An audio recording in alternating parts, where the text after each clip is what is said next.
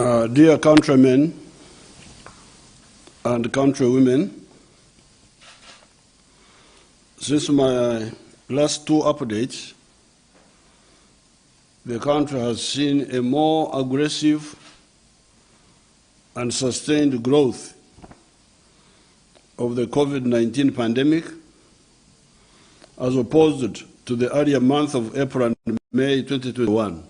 President Yowreri Museveni of Uganda has introduced a raft of new anti-coronavirus measures, including a ban on all vehicular movement except for essential workers, to help curb a second wave of the Covid-19 pandemic gripping the nation. Uganda, like most of other African countries, had less infection cases in the first wave. Suddenly, the East African country, like many others, have started experiencing a steep surge in COVID-19 infections last month after authorities confirmed that they had detected the presence of the Indian coronavirus variant. The Ugandan government noted that daily number of people testing positive has jumped to over 1,700 from less than 100 just 3 weeks ago. And in order to curb the growth of the pandemic, President Yowreri Museveni banned the movement of both public and private vehicles, except those transporting patients and those used by essential workers like health workers. My directives are as follows. All cross-boundary district and intra-district movement of public transport and by private vehicles or border borders is hereby suspended for 42 days starting today. No movement of public transport, car, or border, or even private vehicles. I will tell you the only exception later. So all of them, all of you, except if you are in some categories which we shall I'll mention later, don't move. Stay where you are for 42 days.